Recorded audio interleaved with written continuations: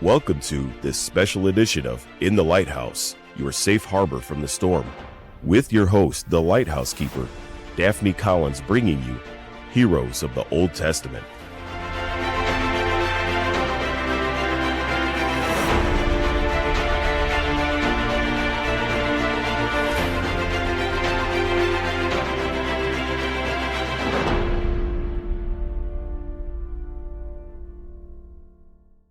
Hello, and welcome to this special edition of In the Lighthouse, your safe harbor from the storm. I'm Daphne Collins, the Lighthouse Keeper, welcoming you back for another epic tale of Heroes of the Old Testament. Did you ever ask yourself this question? How did I get here? Some of us make definitive plans on how and what we will accomplish in life. We make assumptions about how we will make it happen. When problems arise, we try to mitigate them with the contingencies we set in place just in case. Worldview will likely shape how we navigate the plans we make. If we choose to view things from a biblical worldview, we do so by recalling God's command to Moses. Consecrate yourselves, therefore, and be holy, for I am holy.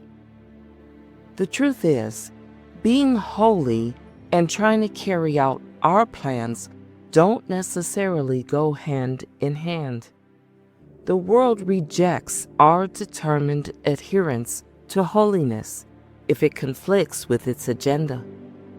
Throughout biblical history, men and women have been lauded for qualities that exemplify their pursuit of righteousness, such as courage, integrity, wisdom, justice, and leadership. These classic virtues are demonstrated by their conscious choice to do what is moral and right in their encounters with others. According to the philosopher Aristotle, being virtuous is about achieving personal excellence and living in harmony with reason. In their engagement with others, the virtuous person can be relied upon to act with decency, treat others with respect, and uphold their principles even when it's difficult. Three principal characters portrayed in this narrative embody what it is to be virtuous.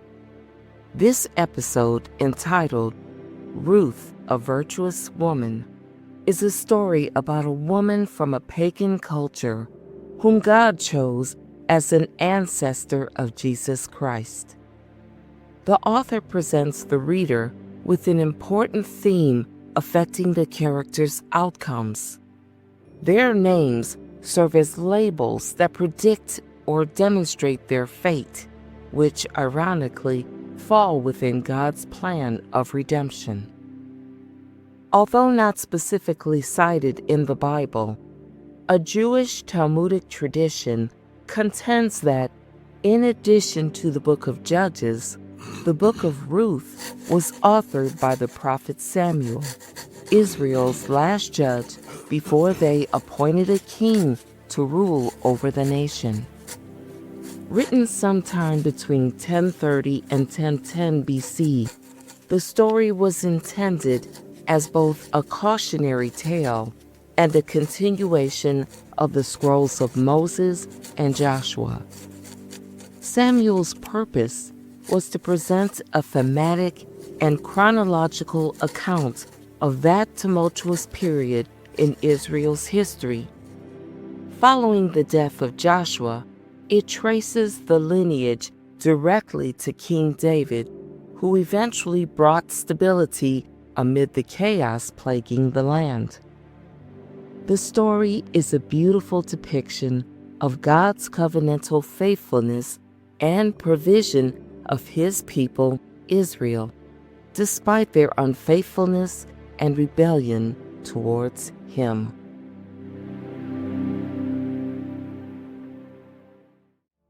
In keeping with Jewish tradition, the Book of Ruth is read aloud on the second day of Shavuot, also known as the Feast of First Fruits, Harvest, or the Feast of Weeks, which commemorates the end of the barley harvest and the start of the wheat harvest.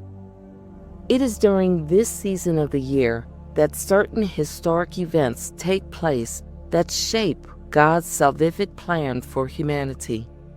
The Hebrew word Shavuot, meaning weeks, refers to a total of 7, beginning on the second day of Passover, the Feast of Unleavened Bread, for a total of 50 days, culminating on the day of Pentecost, which in Greek means 50. Unlike other feasts that begin on a specific day of the Hebrew calendar, Shavuot is calculated as being 50 days to the day after the 7th Sabbath. So, what is the significance of God's faithfulness, these feast days, and the Book of Ruth? Well, for Jews, these feasts represent the fulfillment of the covenantal promises God made to Israel in the wilderness. We begin by looking in the book of Exodus to understand why Shavuot is celebrated. In Exodus 20, God made a covenant with the Israelites at Mount Sinai. Through Moses, God gave his people the Torah to guide them in how they were to live. Furthermore, he told Moses to instruct Israel to commemorate 3 specific feast days as holy unto the Lord: the Feast of Unleavened Bread, the Feast of Weeks, and the Festival of Booths. This was so that the generations to come would always remember who it was that brought them out of bondage from Egypt and provided for their every need in the wilderness. Well, did Israel remember God and his mighty works after the death of their great leader Joshua? Recall, if you will, that before the death of Moses, and even before Joshua became his successor, the Lord God issued decrees for how the people were to worship and observe his ordinances when they entered the land that was promised to them. Moses declared to the people, "You shall not do according to all that we are doing here today, everyone doing whatever is right in his own eyes. For you have not as yet come to rest and to the inheritance that the Lord your God is giving you." Moses died. Joshua died. Samuel's sobering report on the condition of Israel at the end of the book of Judges provided the backdrop to the opening of the Book of Ruth. He summed it up in 2 sentences. In those days, there was no king in Israel. Everyone did what was right in his own eyes. Here we go again. Who will stop history from repeating itself? Okay, let's get started.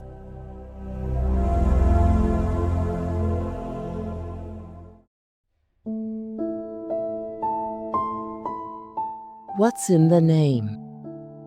According to Jewish tradition, the act of bestowing a name holds great significance in the life and destiny of the bearer. Names were frequently used to call forth God's purposes over a child's life, serving as a summary of what God planned for them. Naming was a demonstration of authority, often performed by the mother or father to establish the child's identity within the family and covenant. Sometimes parents chose names to record important facts about the child's birth, including their emotional, spiritual, or relational progress. It's also possible that the selection of a child's name could be looked upon as a minor prophecy, as parents believe they are directed spiritually to a name that matches their child's innate soul. Samuel, the author, pointed to the significance of the name as a label for understanding God's purpose in the fulfillment of his covenantal promises to Abram, whom he renamed Abraham. The Book of Ruth opens during the time when the judges ruled and there was famine in Judah, telling of the catastrophic events taking place for a farmer and his wife who made the decision to relocate their family to Moab to escape the famine. He was doing what he thought was right in his eyes. This man, Elimelech, whose name means God is my king, came from Bethlehem, which ironically means house of bread. His wife, Naomi, whose name means pleasant or delight, supported his decision, and so did their two sons, Mahlon, whose name means sickly or weakness, and Chilion, whose name means wasting away or pining. As head of the family, Elimelech's decision would greatly impact their lives. Sadly, for a man whose name means God is my king, Elimelech's actions did not conform to the words of the prophet Jeremiah. Blessed is the man who trusts in the Lord, whose trust is the Lord. He is like a tree planted by water that sends out its roots by the stream and does not fear when heat comes, for its leaves remain green, and is not anxious in the year of drought, for it does not cease to bear fruit. Given the significance of the naming tradition of the Hebrew people, it is surprisingly shocking to learn that these parents would bestow on their boys names that were destined for a coming doom or death. Why would a parent do that? And how did their neighbors in Bethlehem react to their unusual name selections? Did anyone comment? What do you think they said when they heard that Elimelech and Naomi had moved their family to Moab because of the famine in Judah? As to all this, Samuel doesn't say. The narrative simply states, they went into the country of Moab and remained there, but Elimelech, the husband of Naomi, died, and she was left with her two sons. These took Moabite wives. The name of the one was Orpah, and the name of the other, Ruth. They lived there about 10 years, and both Mahlon and Chilion died, so that the woman was left without her two sons and her husband. The story highlights the consequences of a lack of trust in the provisions of God. When trouble comes, what is your first reaction? Do you look to God for wisdom first, or do you lean on your own understanding and do it your way? Elimelech ignored the particulars about trusting the Lord in seasons of drought. Leviticus 26, verses 3 and 4 says, "If you walk in my statutes and observe my commandments and do them, then I will give you your rains in their season, and the land shall yield its increase, and the trees in the field shall yield their fruit." Elimelech's decision to move his family to Moab and remain there proved devastating for Naomi, whose heart was broken and embittered by the pain of loss. Finally, she'd heard news of the bountiful harvests happening in Judah and remembered Elimelech's land in Bethlehem and wondered what the farm looked like after all these years away from Judah.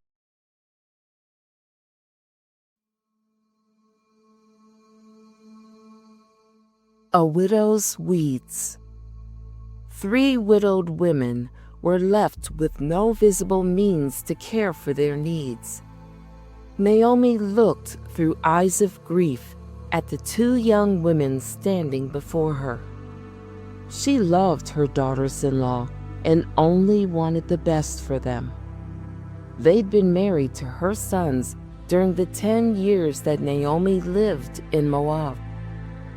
Now that her husband and sons were gone, she was resolved to return to her home in Judah.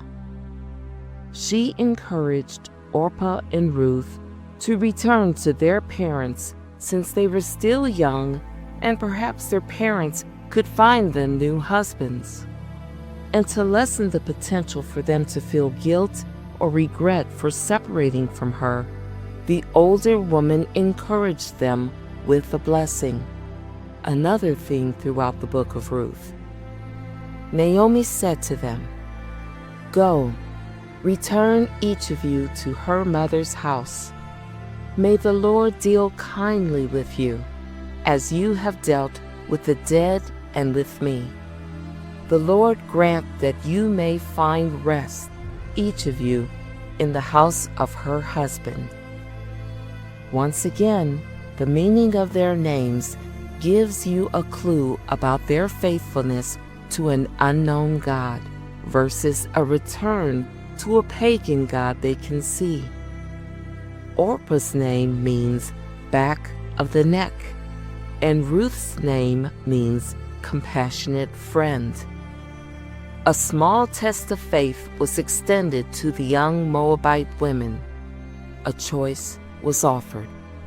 Both women wept over Naomi's entreaty that they return to their old lives in Moab and serve the God of their parents. Orpah, who had been married to Chilion, kissed Naomi and did as she was instructed. She left their company and returned to Moab and their god Chemosh.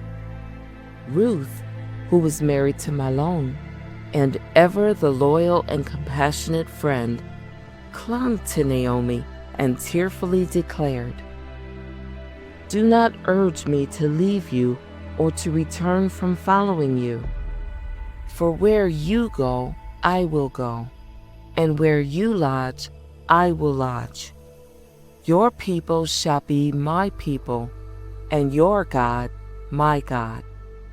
Where you die, I will die, and there will I be buried.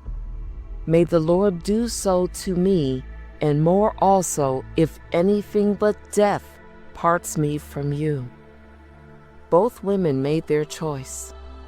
Naomi, seeing that Ruth was determined to go with her, did not offer any further argument as they prepared for their journey to Bethlehem in Judah.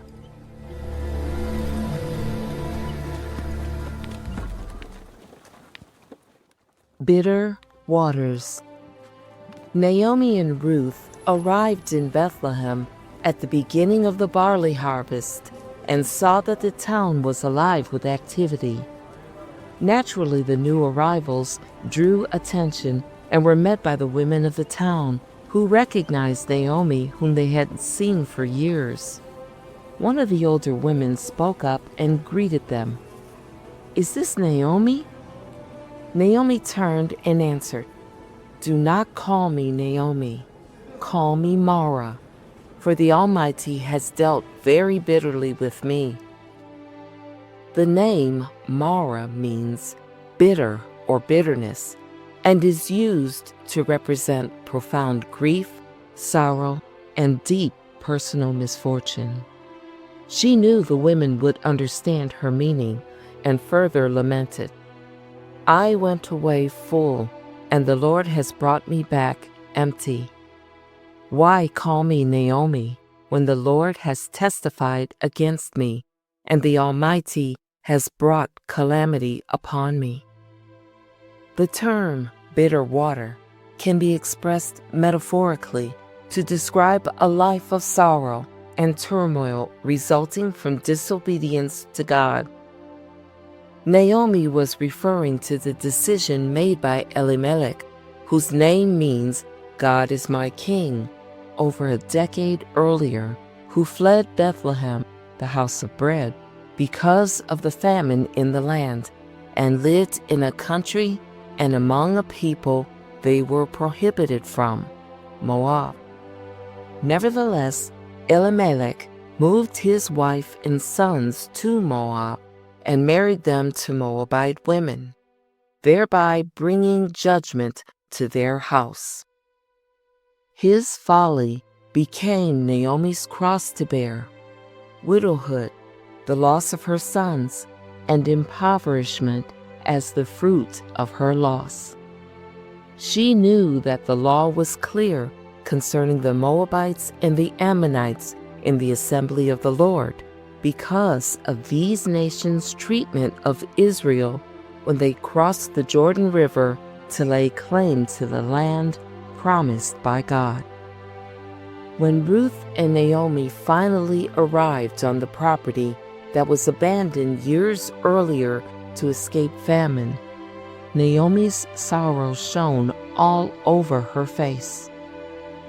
This is judgment for not trusting and obeying the Lord, she thought, as she and Ruth looked on at the decrepit house and overgrown shrubbery hiding its entrance. Jeremiah provides insight into this. Why is the land ruined and laid waste like a wilderness, so that no one passes through? Because they have forsaken my law that I set before them, and have not obeyed my voice, or walked in accord with it, but have stubbornly followed their own hearts. Therefore, thus says the Lord of hosts, the God of Israel, Behold, I will feed this people with bitter food, and give them poisonous water to drink. Ruth slipped her hand through Naomi's arm and leaned into her. God will provide, you'll see, she said gently to the older woman. Naomi turned to look at the weary and dust-smudged face of her daughter-in-law and gave her a brave smile. Yes, she said, nodding in agreement. I believe that God will provide. Naomi was correct. God will and does provide. In fact, He established provision for the care of widows and the poor in the law of Moses. To establish justice and ensure dignity in work, the law provided for the poor through mandatory agricultural gleaning, requiring the gathering of fallen produce at the harvest edges for those in need. Farmers were forbidden to harvest all the way to the very corners of their fields or gather every grape off their vines. They were to leave the leftovers for the poor, widows, orphans, and foreigners.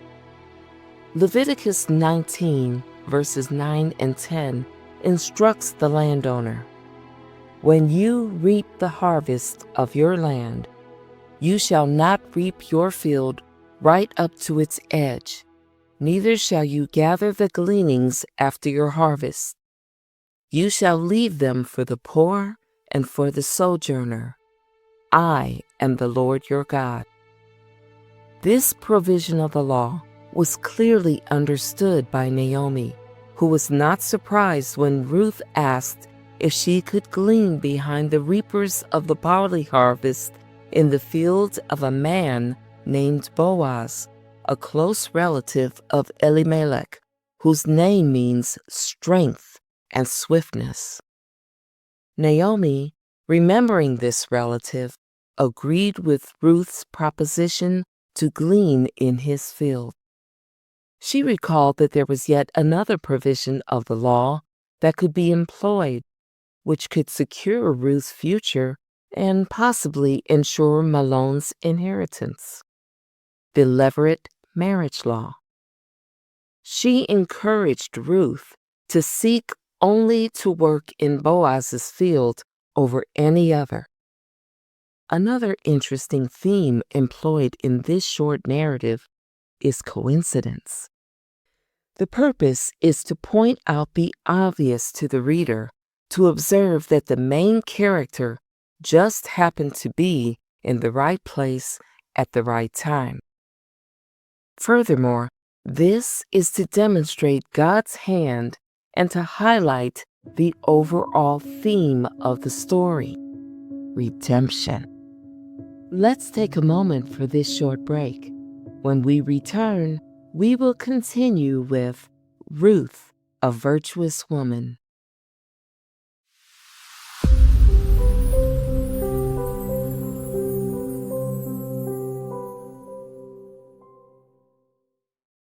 Hi, this is Sharice Collins with an encouraging message.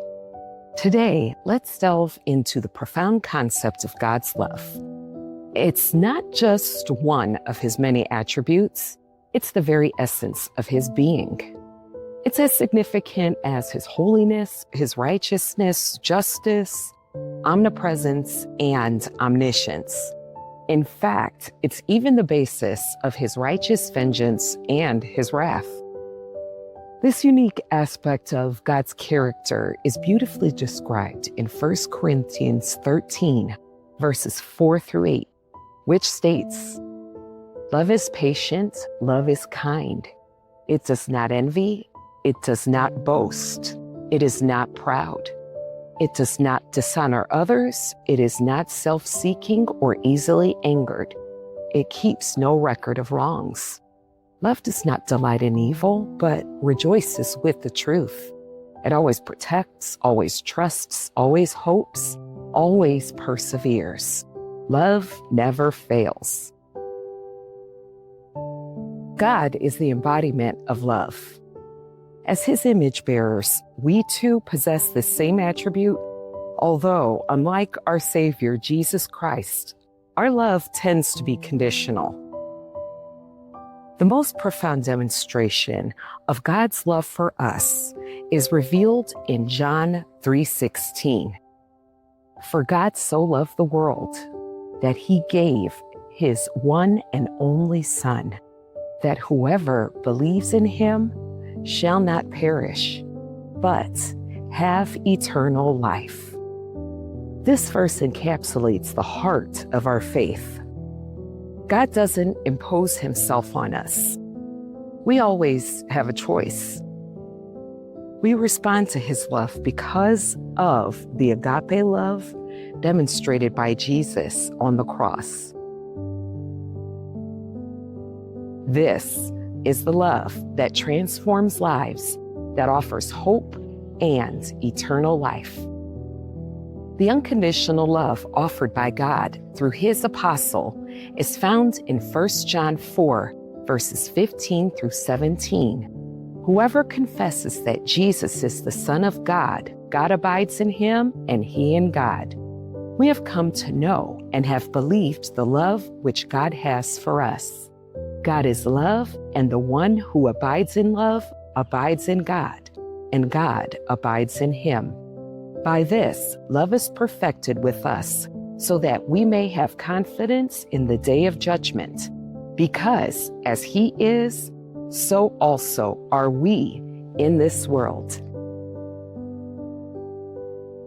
If you haven't done so already, let's not wait another day to accept this wonderful invitation to abide with God. This type of abiding is that which was originally given to Adam and Eve in the Garden of Eden before they sinned. God is love, and I love because he first loved me. This is Sharice Collins with an encouraging message from Carry the Light Ministries. Thank you.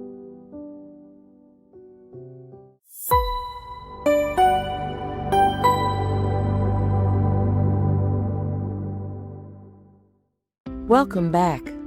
We will now return to Ruth, a Virtuous Woman.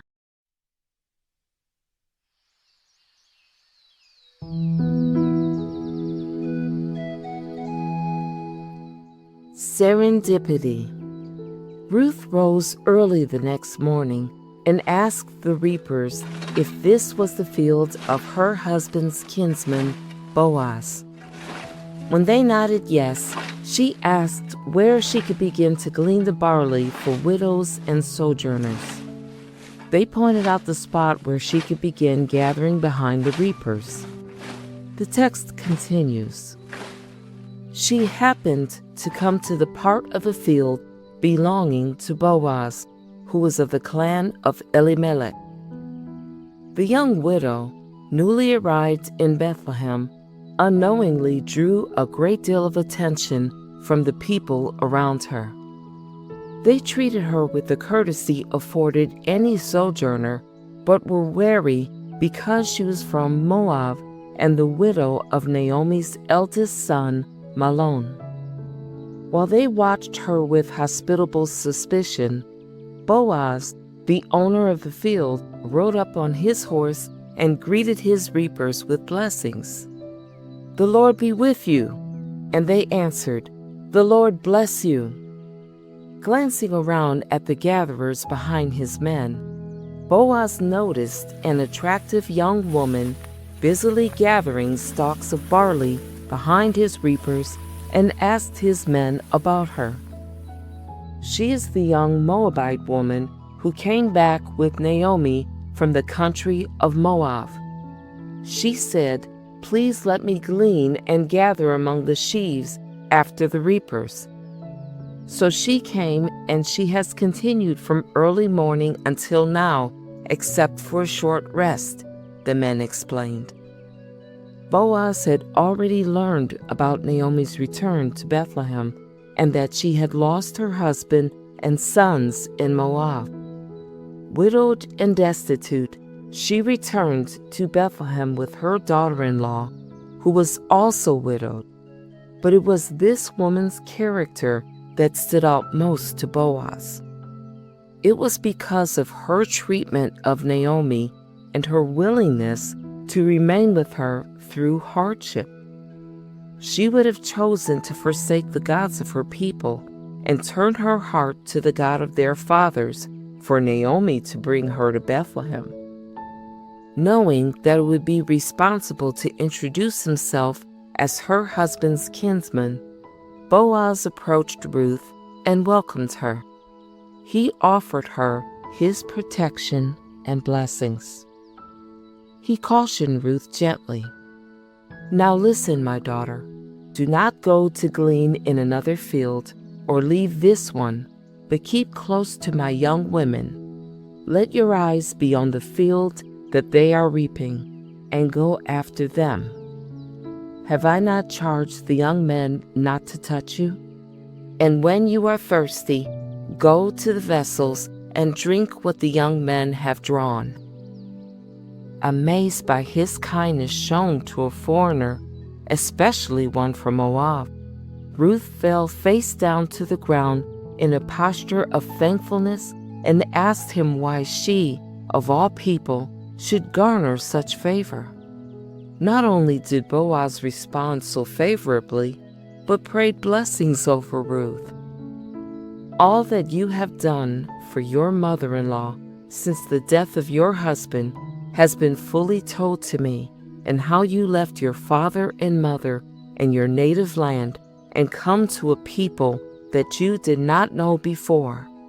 The Lord repay you for what you have done, and a full reward be given you by the Lord, the God of Israel, under whose wings you have come to take refuge." "Who is this man, Boaz?" she thought, pleased by his hospitality and welcome. "He treats me with such kindness and has given me more favor than his servants. This must be why Naomi told me to specifically look for his field to glean." When it was meal break, Boaz approached Ruth once again and invited her to come sit with the reapers and himself. She followed him to the table, and Boaz served her plenty of roasted grain to eat. She ate her fill and had plenty left over to bring to Naomi. When she left to return to her work in the field, Boaz instructed his men to leave extra stalks for her to gather behind them and not rebuke her for taking them. Ruth brought home a full ephah of barley, which she'd pounded out from that day's gathering, plus the extra roasted barley grains that were left over from the afternoon meal. She saved these for Naomi to eat. And when Naomi saw what Ruth brought home from gleaning, she asked excitedly, "Where did you glean today? And where have you worked? Blessed be the man who took notice of you." When Ruth told her whose field she gleaned from, Naomi exclaimed with delight, "May he be blessed by the Lord, whose kindness has not forsaken the living or the dead." And then she explained to Ruth, "The man is a close relative of ours, one of our redeemers." Ruth also mentioned that he cautioned her to remain close to his men for protection while she continued to glean during the barley and wheat harvests. The fortuitous meeting between Ruth and Boaz brought a glimmer of hope to Naomi as she considered their kinsman redeemer and God's providence. A risky venture. It was time to bring the harvested barley to the threshing floor, and everyone was getting ready for the feast and celebration. The first fruits wave offering was given for God's bountiful provision, and now the people were ready to feast. Naomi and Ruth had been guests of another of her husband's relations for Passover, and they saw that Boaz was in attendance. She observed the polite deference Boaz showed towards Ruth during the Passover dinner. They appeared to enjoy each other's company. She began to formulate a plan in her head, but for it to work, her instincts would need to be absolutely correct, or someone would feel manipulated or possibly disrespected. Naomi prayed silently for the wisdom to speak about something that, if not handled properly, could bring shame to her daughter-in-law, but she knew the moment for boldness had come. What plan was Naomi formulating in her head that called for boldness? As always, she was looking out for Ruth's welfare and, in light of their present circumstances, began considering the possibility of the levirate marriage law. An example of the use of this law is found in the Book of Genesis, positioned in the middle of the story of Joseph. The patriarch Jacob's son Judah encouraged his second son Onan to enact the marriage law. After his eldest son died, he told Onan to marry Tamar, Er's widow, and bring forth a son to inherit. The reason was that died before a son was born of this union with Tamar. He died without a son, thereby permitting Onan to marry Tamar and fulfilling the duty of a brother-in-law. When considering Ruth's predicament, the duty falls to the closest kinsman of Elimelech to redeem the widow, and their firstborn son would be Mahlon's and inherit his name. Naomi saw the guarded yet respectful affinity Boaz showed Ruth whenever he saw her. She decided to speak to Ruth about it. Naomi told Ruth about the provisions of the levirate marriage law and its benefits. She explained that the law was meant to ensure that a family's name could be carried on by the birth of the first son born to the union. She also explained what was meant by a kinsman redeemer under God's law. This person, she told her, was a man who had the responsibility to act on behalf of a relative who was in trouble, danger, or in need. Looking carefully at Ruth's face, Naomi inquired about Ruth's opinion of Boaz as her potential kinsman redeemer. Was there interest in the man? Or am I just imagining it because it's what I want? She questioned herself. The sudden blush appearing on her face and neck answered Naomi's question with certainty. And God be praised, Ruth appeared agreeable to the possibility. The problem was that she didn't know whether Boaz would be willing to marry Ruth, a Moabitess, since this was the condition under the law. Nevertheless, trusting God's providence, Naomi told Ruth exactly what she was to do that evening after the feast, once all the revelers left the threshing floor. She told the younger woman, "Wash therefore and anoint yourself, and put on your cloak and go down to the threshing floor, but do not make yourself known to the man until he has finished eating and drinking. But when he lies down, observe the place where he lies. Then go and uncover his feet and lie down, and he will tell you what to do."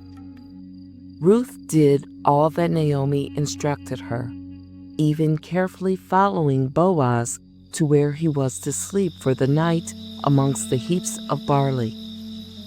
After the revelers left, and the men sought their pallets, and the sounds of slumber arose, Ruth quietly approached a sleeping Boaz, uncovered his feet, and lay down. The text explains what happened next. At midnight, the man was startled and turned over, and behold, a woman lay at his feet. He said, "Who are you?" And she answered, "I am Ruth, your servant. Spread your wings over your servant, for you are a redeemer." And he said, "May you be blessed by the Lord, my daughter. You have made this last kindness greater than the first, in that you have not gone after young men, whether poor or rich. And now do not fear. I will do for you all that you ask, for all my fellow townsmen know that you are a worthy woman. And now it is true that I am a redeemer, yet there is a redeemer nearer than I. Remain tonight, and in the morning, if he will redeem you, good. Let him do it. But if he is not willing to redeem you, then, as the Lord lives, I will redeem you. Lie down until the morning." Although the text does not specify it, the reader can see that Boaz, a man older than her, yet smitten with the young widow, was shocked that she chose him to redeem her. Boaz, whose name means swiftness, began to plan what he must do to fulfill his promise to Ruth. They arose early the next morning so as not to disturb the others around them. Boaz, wanting to preserve Ruth's honor, encouraged her not to speak of being at the threshing floor with him all night, and to assure her of his commitment to act as her kinsman redeemer. Boaz sent her home with a large portion of grain for Naomi to see. He told her, "Bring the garment you are wearing and hold it out." So she held it, and he measured out 6 measures of barley and put it on her. And when she came to her mother-in-law, she said, "How did you fare, my daughter?" Then she told her all the man had done for her, saying, "These 6 measures of barley he gave to me, for he said to me, 'You must not go back empty-handed to your mother-in-law.'" Hearing his words, and seeing that this gesture was a promise from Boaz that the matter would be settled that very day, Naomi encouraged Ruth to rest assured that their kinsman redeemer, Boaz, would uphold their family's honor.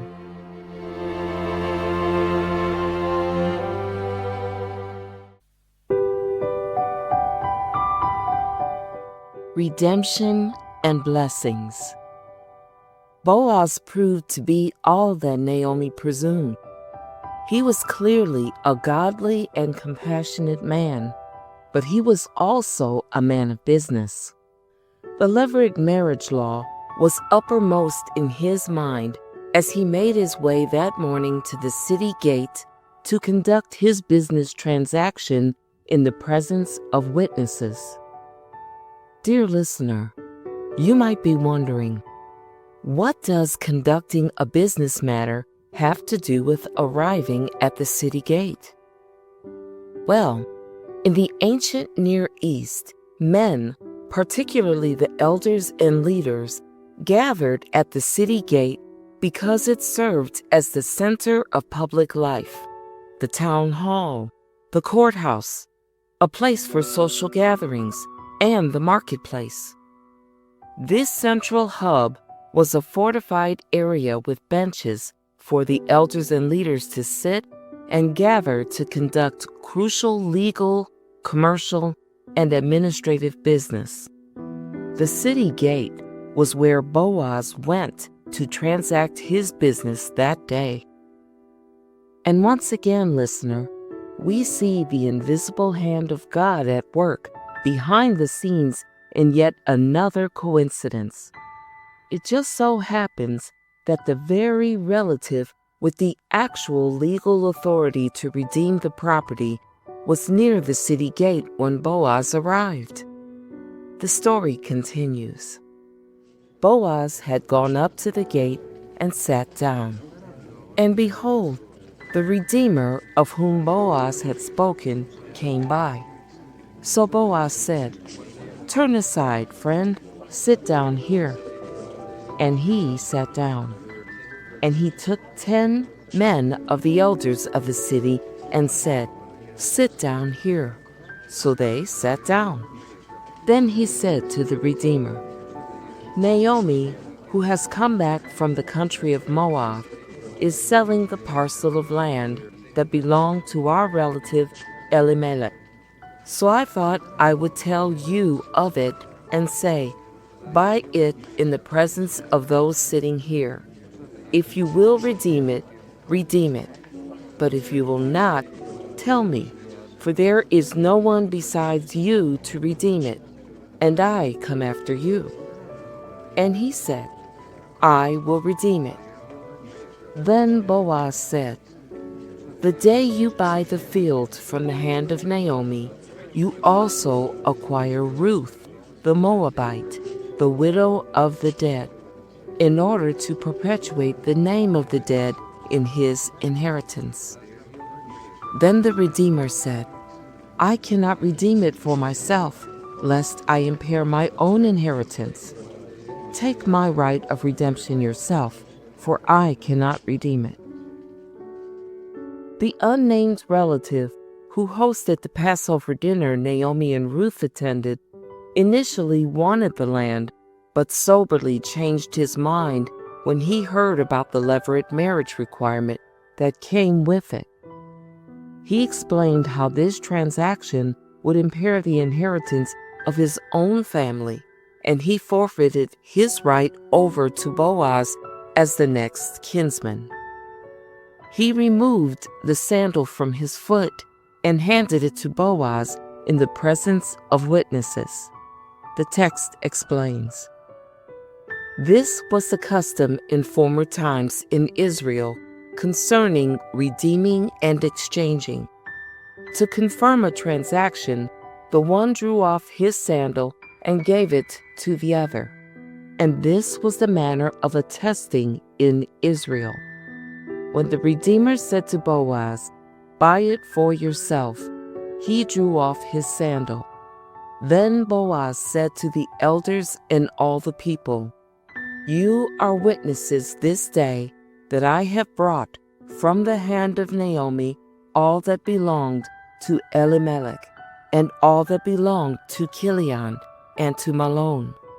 Also Ruth the Moabite, the widow of Malon, I have brought to be my wife, to perpetuate the name of the dead in his inheritance, that the name of the dead may not be cut off from among his brothers and from the gate of his native place. You are witnesses this day. Then all the people who were at the gate and the elders said, We are witnesses. Redemption was the transaction Boaz conducted that day at the city gate, a promise he'd made to Ruth before she left his presence in the early hours of the morning. The only obstacle for him was that he was not the nearest relative. Therefore, he needed this man's forfeiture of his claim to redeem the land and marry the widow Ruth. God intervened and blessed the day. The curious onlookers who bore witness to this full gathering of elders at the city gate exclaimed blessings to Boaz and to his intended wife, Ruth. Their kind acceptance of a foreigner from a pagan land to be joined with a man of Israel was evident in their words. May you act worthily in Ephrathah, and be renowned in Bethlehem, and may your house be like the house of Perez, whom Tamar bore to Judah, because of the offspring that the Lord will give you by this young woman.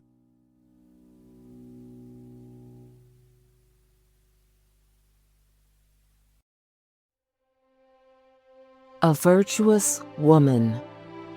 The fourth chapter of the story concludes with the marriage of Boaz and Ruth through the Levirate law, culminating in the birth of their firstborn, Obed, who became Malon's legal son, thereby securing his inheritance in Israel.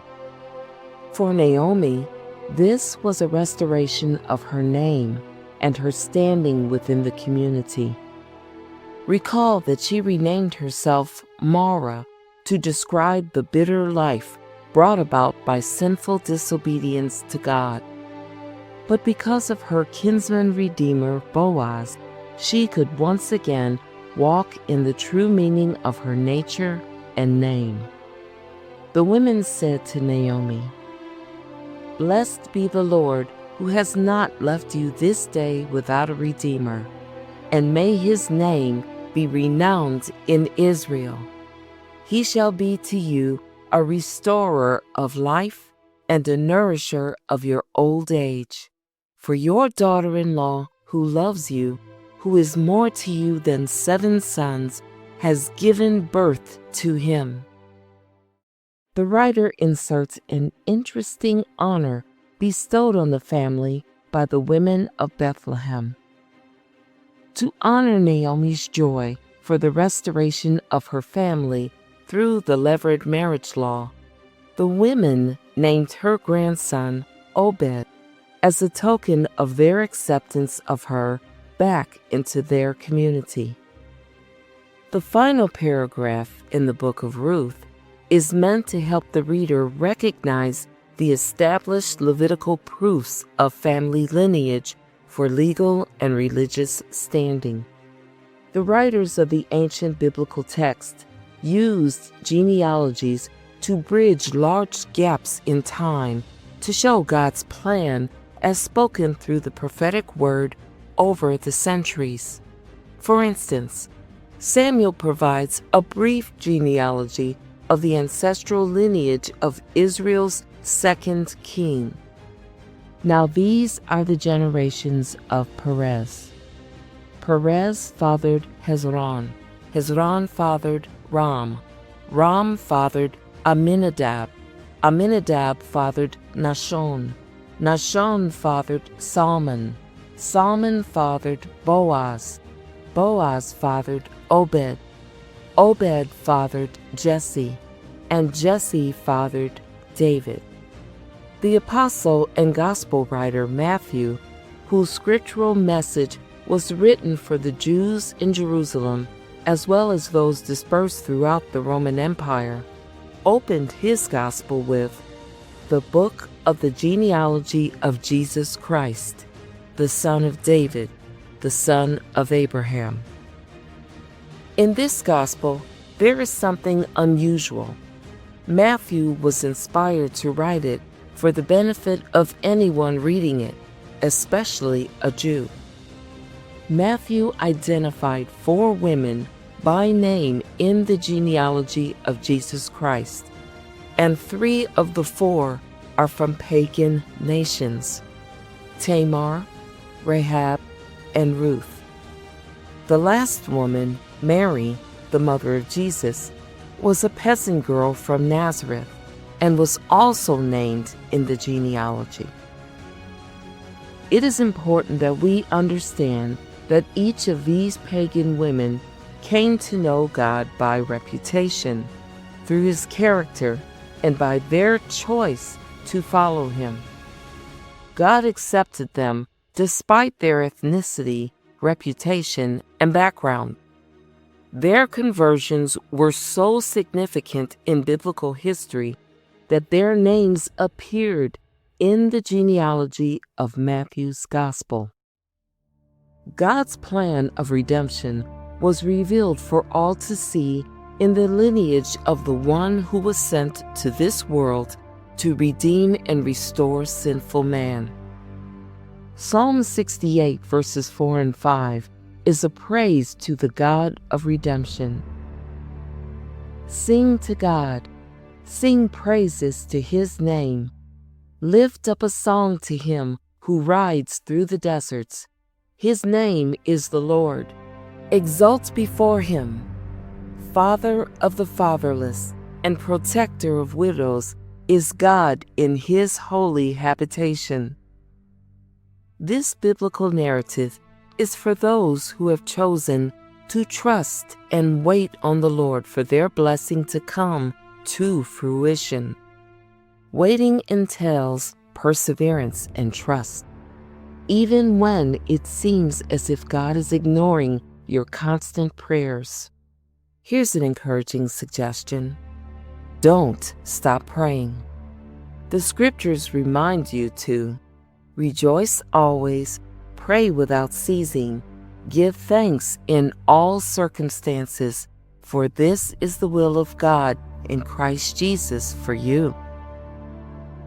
If you have decided, as Ruth declared to Naomi, that your God will be my God, and have chosen to trust him as your Lord, you will have a peace that surpasses all understanding. If you ask him and believe, he will give you the desires of your heart. He redeemed Naomi and Ruth when they were met with desperate circumstances, and he will certainly do it for you.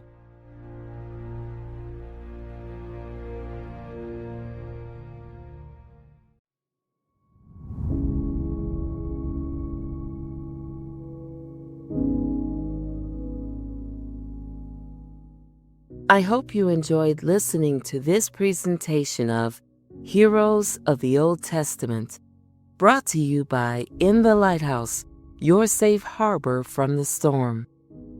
I was pleased to present this short story of a truly remarkable biblical character, Ruth, a virtuous woman. Ruth's story is our story.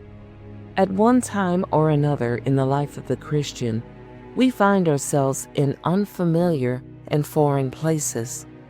The people don't look like us, or they speak another language we don't understand. How do we fit in? Should we change the way we are and be more like them? Or try to be our authentic selves and be kind and welcoming to them instead? What if you're rejected? Will you still be willing to love them, or will you walk away? To be virtuous is to have something inside of you that is abundant and exemplified in your moral behavior towards others. It is something you actively pursue despite the opinions of others. You are uniquely led by the Spirit towards a single goal: righteousness. Your focus is always pointed heavenward. Your hope is in eternity with Jesus. If you want to continue hearing more about the heroes of the Old Testament, please let us know in the comment section below this video. Transcripts for this and all future episodes can be found in our show notes on the blog page of our website. And speaking of our website, we'd like you to visit us at the Lighthouse at www.carrythelightministries.com and look for our tab on the homepage. We invite you to subscribe to this channel, share our videos with your friends, and like us on social media. I'm your Lighthouse Keeper, Daphne Collins with Carry the Light Ministries. Until next time, be blessed.